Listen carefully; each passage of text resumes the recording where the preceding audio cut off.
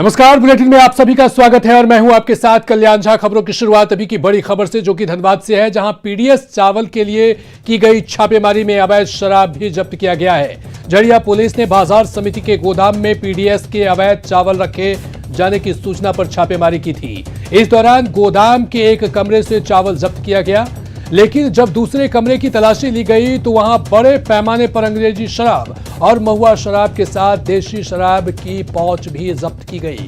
साथ ही नकली घी भी बरामद किया गया। पुलिस ने बरामद सामान को जब्त कर लिया है और उसे अपने साथ झरिया थाने ले गई। हालांकि इस मामले में किसी की गिरफ्तारी नहीं हो सकी है।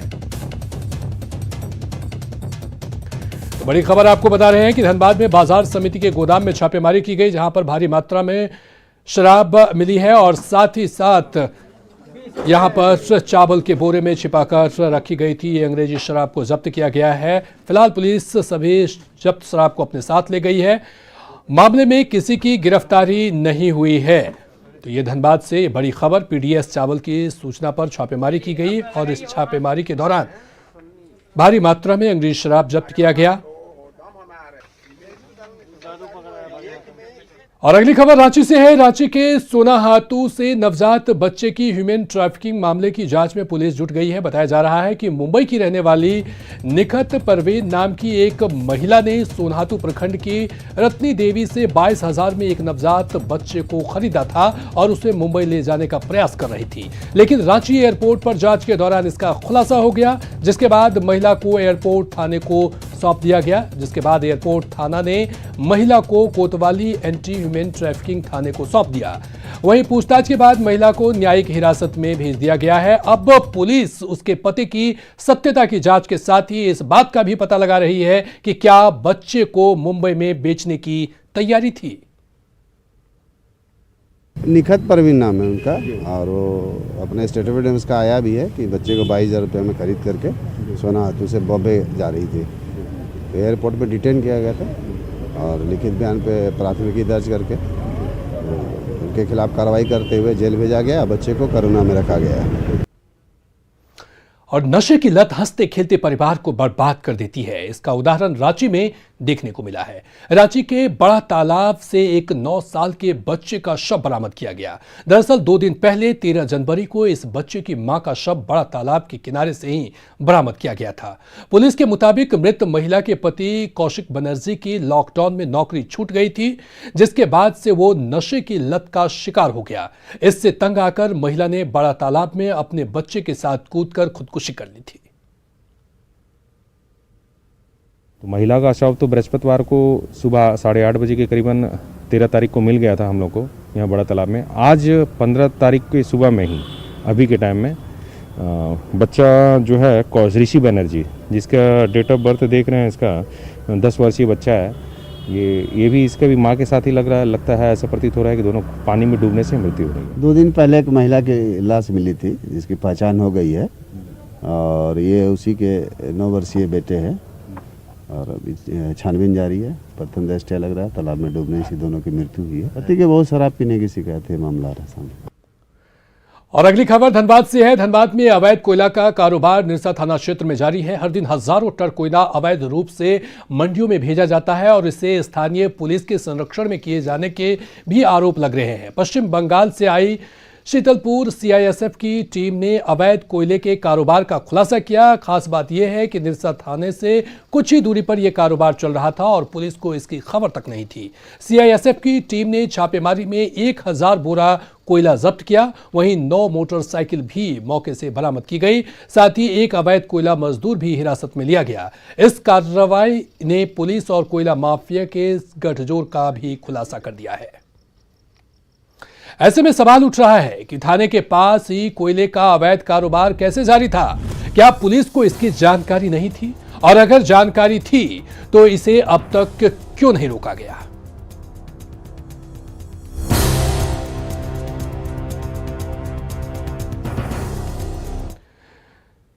अगली खबर गोड्डा से है। गोड्डा में बसंत राय और हनवरा थाना क्षेत्र में बालू का उठाव चरम पर है। यहां बालू का उठाव कित्ता घाट, कैतपुरा घाट और लतनपुर घाट के साथ ही एचा नदी और संग्रामपुर नदी से होता है। लगातार शिकायत मिलने के बाद खनन विभाग ने बालू परिवहन पर रोक के लिए रास्ते को जेसीबी से खुदवा दिया। रास्ता बंद किए जाने के बाद अवैध कारोबार पर रोक लगने की संभावना जताई जा रही है।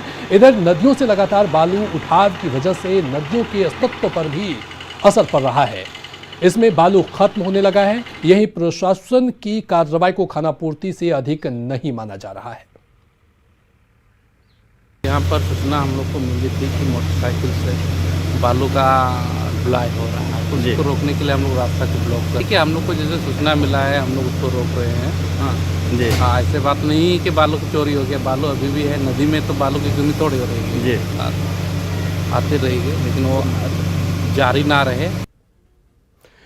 रांची के डोरंडा थाना क्षेत्र में पुलिस कर्मी से छिनते और जेवर दुकान में बड़ी चोरी की घटना का पुलिस ने खुलासा कर दिया है। पुलिस ने घटना में शामिल सभी 5 आरोपियों को गिरफ्तार कर लिया है। इसी के साथ चोरी हुए 62 लाख के ज्वेलर के साथ पुलिस कर्मी से लूटी गई बाइक को भी बरामद कर लिया गया है। दरअसल डोरंडा इलाके में पुलिस कर्मी से उसकी बाइक 3 अपराधियों ने लूट ली थी और फिर उसी बाइक का इस्तेमाल सोनी ज्वेलर्स में चोरी में किया गया था। एसएसपी ने बताया कि ये गिरोह प्रोफेशनल है और पूरी प्लानिंग के साथ ये घटना को अंजाम देता था।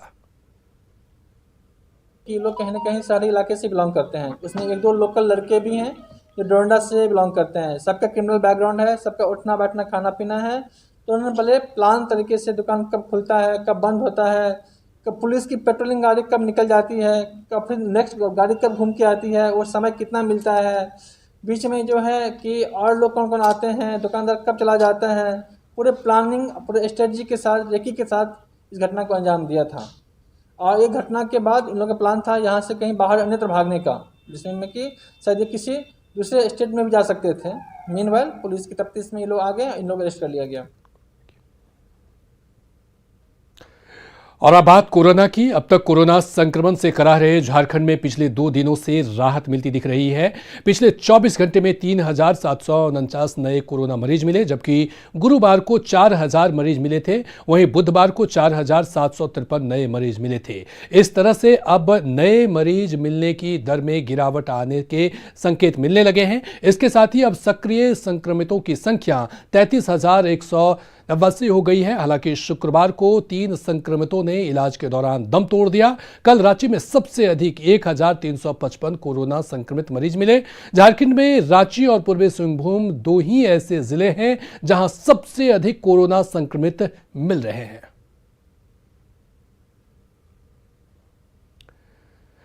हर साल हजारों की तादाद में झारखंड के नौजवान रोजगार की तलाश में पलायन करते हैं। उन्हें सुनहरे सपने दिखाए जाते हैं, लेकिन हकीकत कुछ और ही होती है।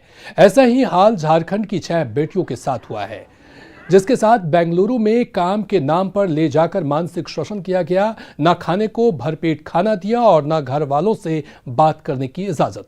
इतना ही नहीं, बल्कि संचालकों ने लड़कियों को मारपीट तक की धमकी दी। वहां से छूटकर रांची पहुंची ये लड़कियां अब फिर बाहर नहीं जाना चाहती। साथ ही राज्य सरकार से घर में ही काम देने की मांग कर रही है। झारखंड में हर साल हजारों लोग पलायन करते हैं, बाहर रोजगार के लिए जाते हैं। जाते तो हैं आंखों में सपना लेकर, पर वापस जब लौटते हैं तो पीड़ित बनकर लौटते हैं। किसी के साथ मारपीट हो या हुआ होता है तो किसी के साथ दुर्व्यवहार। ऐसे ही हमारे साथ यहाँ 6 झारखंड की बेटियां मौजूद है जो वापस वहाँ पर परेशान प्रताड़ित होकर उनको रेस्क्यू कर वापस लाया गया है। प्रॉब्लम हो रहा था, प्रॉब्लम का सोल्यूशन नहीं किया जा रहा था। जैसे कि पानी का दिक्कत हो गया, वार्डन से अगर पूछते हैं तो वो बोलती है कि तुम लोग कंपनी में जाके बोलो। तो वार्डन है तो वार्डन को ही ना बोलेंगे, कंपनी में थोड़ी ना दिक्कत हो रहा है जो कंपनी को बोलेंगे। जैसे कि हम लोग बोले कि सब्जी का या फिर कुछ का होने से बोलते हैं तो बोलती है कि हाँ तुम लोग बहुत बोलती है। तो चाहिए रहे थे कि हम लोग झारखंड की बेटी है, झारखंड में ही काम मिले, पर हम लोग को भी यहाँ पे भी टॉर्चर किया गया ना। नहीं तुम लोग को प्लेसमेंट जाना है बेंगलोर, तो हम लोग वहाँ जाके देखे, यहाँ से तो हम लोग को बोल के भेजा गया तुम लोग को सब सुविधा दी जाएगी, वहाँ पे किसी प्रकार की कष्ट नहीं होगी। जब वहाँ जाके देखे पानी की समस्या है, खाने की समस्या, रहने की समस्या है, बेड नहीं है। झारखंड सरकार से यही बोलना है कि हम लोग को झारखंड में ही काम दीजिए, जैसे वो हम लोग करेंगे, पर हम लोग के साथ टॉर्चर नहीं होना चाहिए, दुष्व्यवहार नहीं होना चाहिए हमारे साथ। अभी तो हम लोग कुछ भी प्लानिंग नहीं किए हैं कि क्या करेंगे, देखेंगे घर जाके, फिर हम लोग मम्मी पापा से भी बोलेंगे फिर देखेंगे क्या करना होगा। तो ये वो लड़कियां थी जो बाहर गई थी रोजगार के लिए, लेकिन वापस एक से एक कहानी लेकर आई। इनको तकलीफ और प्रताड़ना सहना पड़ा है। लोग सीधे इनके मुंह पर है कि दोबारा झारखंड छोड़कर कभी नहीं जाएंगी। डर इतना है कि दोबारा यहाँ से कभी झारखंड छोड़कर दूर नहीं जाना चाहती हैं। ऐसे में उम्मीद करती हूँ कि सरकार यहाँ तक पहुँचे, झारखंड की बेटियों को झारखंड में रोजगार दिलाए ताकि पलायन न करना पड़े और दोबारा पीड़ित होकर वापस न लौटना पड़े। कैमरा पर्सन संत के साथ रूपाली त्रिपाठी, न्यूज 18 रांची। अगली खबर चतरा से है। चतरा के टंडावा एनटीपीसी के चट्टी बरियातू कोल माइंस से शिवपुर रेलवे साइडिंग तक बनाए जा रहे सड़क के खिलाफ ग्रामीणों ने मोर्चा खोल दिया। ग्रामीणों ने कोल ट्रांसपोर्टिंग को लेकर बनाए जा रहे सड़क निर्माण का विरोध करते हुए सांसद और विधायक के खिलाफ जमकर नारेबाजी की। आपको बता दें कि सड़क निर्माण के लिए आज सिमरिया विधायक किशुन कुमार दास सड़क का शिलान्यास करने वाले थे, लेकिन ग्रामीणों के कड़े विरोध के कारण विधायक ने शिलान्यास कार्यक्रम को रद्द कर दिया।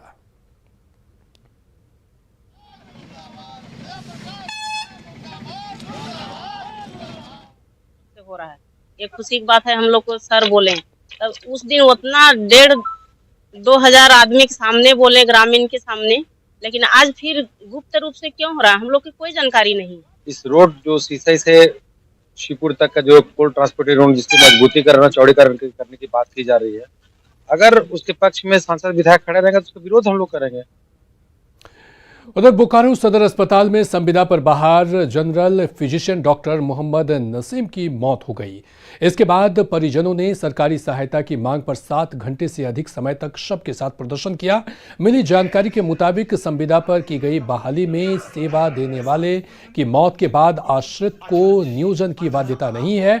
वहीं मौके पर पहुंचे चास एसडीओ ने पूरे मामले की जानकारी ली और सरकारी प्रावधान के तहत पीड़ित परिवार को मदद का भरोसा दिया। रूल तो नहीं है, लेकिन हम जो है ना, हम लोग राइडर के माध्यम से उनके आश्रितों का बहाली डीसी साहब के अनुशंसा पर हम कर सकते हैं, इतना हमको जानकारी है। अनुबंध में ये काम कर रहे थे यहाँ पे, और जो प्रोविजन है नौकरी देने का, उसके तहत नौकरी देने का सवाल होगा तो हम इनको बढ़ चढ़ कर रिकमेंड करेंगे और उसको करवाएं। ये मामला सभी के संज्ञान में है, डीसी सर के संज्ञान में है, मेरे संज्ञान में है और सिविल सर्जन साहब के संज्ञान में है, उनकी टीम के संज्ञान में है। तो हमारे रूल्स के अकॉर्डिंग प्रोविजन होगा तो हम लोग उनको। रांची में बिजली विभाग के राजस्व में बढ़ोतरी को लेकर बिजली विभाग वसूली टीम का गठन किया है। जो लोग किश्तों में बिल जमा कर रहे हैं उनका बिजली कनेक्शन नहीं काटा जाएगा। वहीं जिन लोगों ने 3 महीने से बिजली का भुगतान नहीं किया है या फिर 10,000 से अधिक का भुगतान बकाया है, उनके कनेक्शन काटने के निर्देश दिए गए हैं। बिजली विभाग की वसूली टीम रांची एरिया बोर्ड के 5 प्रमंडल में जाकर ये अभियान पूरा करेगी। बकायेदार जो भी है, जिनका बकाया ज़्यादा है, पहले हम लोग 10,000 से ऊपर वाले बकायेदारों को लाइन काटेंगे, फिर उसके बाद 5,000 के ऊपर जो भी जिनका भी बकाया है उनको भी काटेंगे। और ऐसे भी कंज्यूमर जो विगत 3 महीने से भुगतान नहीं किए हैं उनको भी हम लोग वसूल के लिए इस लाइन काटेंगे अगर भुगतान नहीं करेंगे तो। सभी उपभोक्ता से आग्रह है कि बिजली के बिल का भुगतान करें समय पर जो है, ताकि हम लोग अच्छा से बिजली दे सके जो है। 70 दिन बहुत ज्यादा नहीं लग रहा है? नहीं, बिल्कुल ज्यादा नहीं है। हमारे यहाँ हमारा डिवीजन में डोरंडा डिवीजन है, डोरंडा डिवीजन है हमारा, 3 सब डिवीजन है और तीनों सब डिवीजन में 3-3 गैंग काम करेगा 9। तो इस तरह से सभी डिवीजन में जो है काम करेंगे जो है। खरमास की विदाई के साथ शहनाई की आवाज गूंजने का समय शुरू हो रहा है। एक तरफ कोरोना संक्रमण का बढ़ता दायरा है तो दूसरी तरफ शुभ लग्न में रोजगार की आस लगाए बैठे लोगों की पीड़ा। वहीं कोरोना की तीसरी लहर को लेकर लोग अभी से डरे और सहमे हुए हैं।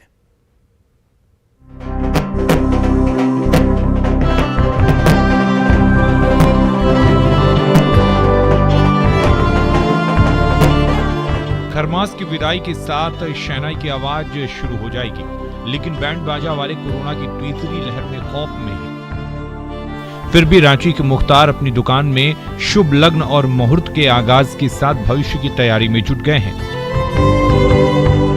बैंड बाजा पर महीनों से जमी धूल मन में दुख के साथ साफ होने लगी है। बीते 2 साल में रोजगार के नाम पर सिर्फ और सिर्फ कोरोना का डर और कहर के सिवाय कुछ भी नहीं मिला। इस साल भी क्या होगा ये कोई नहीं जानता। हाँ, मांग के अनुसार धुन में कोई कमी न रह जाए, इसलिए तैयारी शुरू हो गई है। सब लोग का बाजार तो इतना डाउन जा रहा है, 4 साल 3 साल से लॉकडाउन हो के तो हम लोग का बहुत मरण हो रहा है। कैसे कैसे घर द्वार हम लोग चलता है, बनता है, बाल बच्चा का पढ़ाना, खाना पीना, हर चीज़ का मेजरेट इसी से है। हम लोग अभी सोचे कि चलो अब इधर हम लोग कमाई होगा, तो इधर भी हम लोग का धुक में पड़े हुए हैं। क्या होगा क्या नहीं होगा अल्लाह भगवान जानता है। हम लोग को अभी तैयारी कर रहे हैं, अभी कोई काम धंधा हम लोग को नहीं आ रहा, बैठे हुए हैं। हम लोग को 2 साल से लॉकडाउन जो लगी, हम लोग जो बैठे हुए तो बैठे हुए हैं। काम आ रहा, मैं फाइल काम आगे डेट बढ़ जा रहा है, फाइल हो जा रहा है, बार बार फाइल हो जा रहा है। आपकी बुकिंग मिला है कि नहीं कुछ? अभी काम मिला मगर कोरोना के चलते सब रुका हुआ है। कोरोना का संक्रमण जितनी तेजी के साथ बढ़ रहा है, उसी तेजी के साथ शादी विवाह की तारीख आगे बढ़ने लगी है। हर कोई इस बात को लेकर सशंकित है कि आगे क्या होगा। राज्य सरकार भविष्य में और कितनी सख्ती बरतने वाली है और कोरोना गाइडलाइन का नया स्वरूप क्या होगा, ऐसे तमाम सवाल पर भविष्य का रोजगार टिका है। बात सिर्फ बैंड बाजा तक ही सीमित नहीं है, बल्कि बैंक्वेट हॉल से जुड़े लोगों का भी कुछ ऐसा ही हाल है, क्योंकि ये रोजगार एक दूसरे से जुड़ा हुआ है। देखिए 2 साल से तो हम लोग कोरोना में ऐसे ही त्रस्त हैं। 2 साल के बाद इस साल भी फिर कोरोना ने दस्तक दे चुका है और सरकार का भी गाइडलाइन है, उसको बहुत लोगों का है कि फ़ोन आ रहा है कि भाई क्या होगा कैसे होगा, तो हम लोग भी तो वही सरकार के गाइडलाइन पर ही निर्भर हैं। और जो है अभी तक तो आप देख रहे हैं जैसा कोई भी तैयारी नहीं चल रहा है। खरमास ख़त्म हो चुका है और सरकार का भी नया कुछ गाइडलाइन आने का इंतजार लोग कर रहे हैं। ये समय कोरोना के संक्रमण से खुद बचने और दूसरों को बचाने का है, लेकिन इन सब के बीच जीवन और जीविका का भी प्रश्न है। अब देखना होगा कि जीवन और जीविका के बीच बेहतर तालमेल में राज्य सरकार कितना सामंजस्य बना पाती है और इसका कितना असर उस वर्ग पर पड़ता है जिनका रोजगार और उनका परिवार शुभ मुहूर्त और लग्न पर टिका हुआ है। न्यूज़ 18 के लिए रांची से अविनाश कुमार की रिपोर्ट।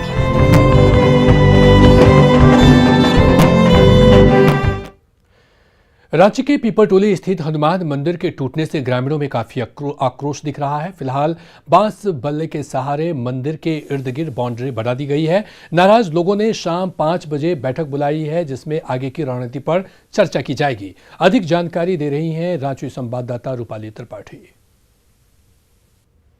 इस वक्त हम अरगोड़ा के पीपरटोली में मौजूद हैं, जहां के बजरंग बली जी का एक मंदिर है उसे तोड़ दिया गया है। उसके तोड़ने से यहाँ के ग्रामीणों में काफ़ी आक्रोश है। आप देख सकते हैं कि तोड़ने के बाद यहाँ के ग्रामीणों ने इसे बांस बल्ली के सहारे इस मंदिर को एक बाउंड्री दे दी है और इसको लेकर काफ़ी आक्रोश में दिख रहे हैं यहाँ के लोग। मंदिर को टूट गया है, उसका हाथ टूट गया है और उसको बनवाना है, हाँ, मूर्ति बनवाना है नया। कुछ मालूम कि कौन तोड़ा है, कैसे हुआ? उसको तो मालूम नहीं है कौन तोड़ा है उसको। लड़का लोग घेराव किया है बनवाने के वास्ते, बांस उसको घेर दिया है और अचानक वो तोड़ा के चल गया।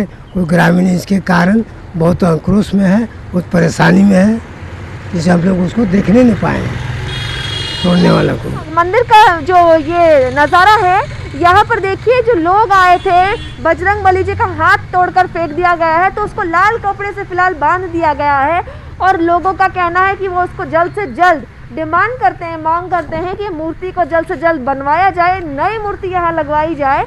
और यहाँ के लोगों ने आगे की कार्रवाई की मांग की है कि खोजा जाए कि इस मंदिर को जो बजरंग बली का जो मूर्ति है उसको किसने नुकसान पहुँचाया और किसने आखिर तोड़ा है। उम्मीद है कि यहाँ के लोग शांतिपूर्वक इस चीज़ को कार्रवाई करें और इस पर पता लगाएं और सब चीज़ शांतिपूर्वक कंप्लीट हो पाए। कैमरा पर्सन संजीव के साथ रूपाली त्रिपाठी, न्यूज़ 18 रांची। पूर्वी सिंहभूम में एक ऐसा गांव है जिसका 2 जिला और 2 विधानसभा क्षेत्र के चक्कर में आज तक विकास नहीं हो पाया है। हम बात कर रहे हैं धोबो डूंगरी गांव की, जो पूर्वी सिंहभूम और सरायकेला जिला के साथ ही पोटका और सरायकेला विधानसभा के सीमा विवाद में उलझा है। गांव में कुल 25 घर हैं, जिसमें 10 घर सरायकेला जबकि 15 घर पोटको में आते हैं। गांव की सबसे बड़ी समस्या सड़क की है। लोगों ने इसके लिए विभागीय अधिकारियों से लेकर सीएम तक गुहार लगाई, लेकिन कोई सुनवाई नहीं हुई। वहीं गांव में पेयजल की समस्या का भी अब तक समाधान नहीं हो सका है। बरसात का दिन हो या गर्मी का दिन, यहाँ से स्कूली बच्चा को बहुत ही तकलीफ होता है और आम आदमी को भी आने जाने के लिए बहुत तकलीफ होता है। कोई भी अगर तबीयत खराब हो गई, हॉस्पिटल ले जाने के लिए या कुछ भी हो, या बैलगाड़ी तक चलने का रास्ता नहीं है। आज़ादी का 73 साल हो जाने के बाद इस जमशेदपुर से सटा हुआ है ये इतना बड़ा टाटा स्टील है। आज तक ना सीएसआर फंड से यहाँ पर रास्ता बना है, ना यहाँ का एमएलए, ना यहाँ का एमपी, ना यहाँ का डीसी कोई ध्यान नहीं दिया है। जामताड़ा में कुंडहित प्रखंड के देवली गांव का पहाड़िया टोला आज भी विकास से कोसों दूर है। सरकार एक तरफ जहां आदिम जनजाति के लिए कई योजनाएं चला रही है, तो वहीं पहाड़िया टोले के 10 परिवार अभी तक इसके लाभ से वंचित हैं।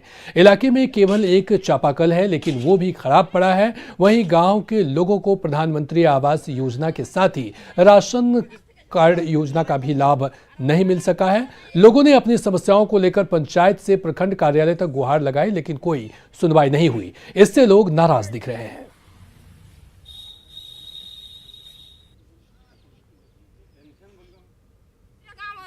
घर जाते हैं, वो भी गाली देता है, जब पानी हम लोग नहीं देंगे, हमारा कल ये है चापाकल है, नहीं देंगे हम लोग पीने के लिए। पेंशन का नहीं मिलेगा हम लोग का गरीब आदमी के, कि पहाड़िया की चोरी करेगा फिर से। हाँ, ऐसे यदि नहीं मिलेगा तो पहाड़िया फिर से चोरी हो जाएगा, डाका शुरू कर देगा। रामगढ़ में युवा किसान नई तकनीक से खेती कर लोगों के लिए मिसाल पेश कर रहे हैं। 2017 में रोशन नाम के एक किसान ने लीज पर जमीन लेकर खेती शुरू की और आज तमाम परेशानियों के बावजूद मुनाफा कमा रहे हैं।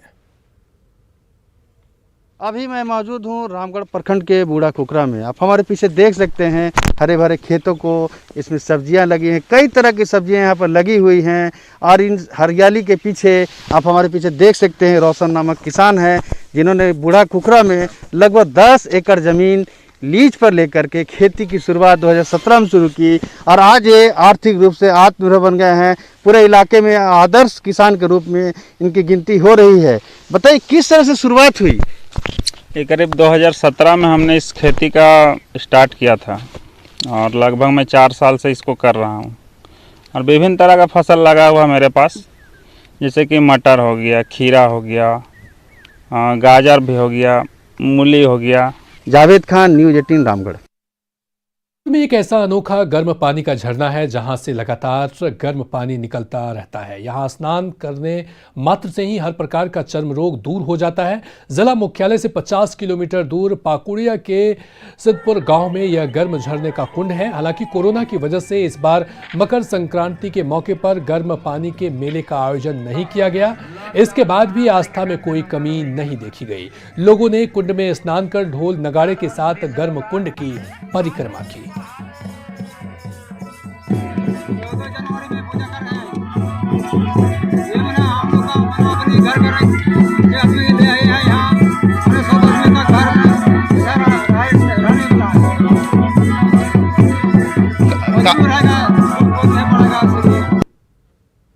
और इसके साथ फिलहाल इस बुलेटिन में इतना ही, लेकिन न्यूज़ 18 बिहार झारखंड पर खबरों का सिलसिला लगातार है जारी।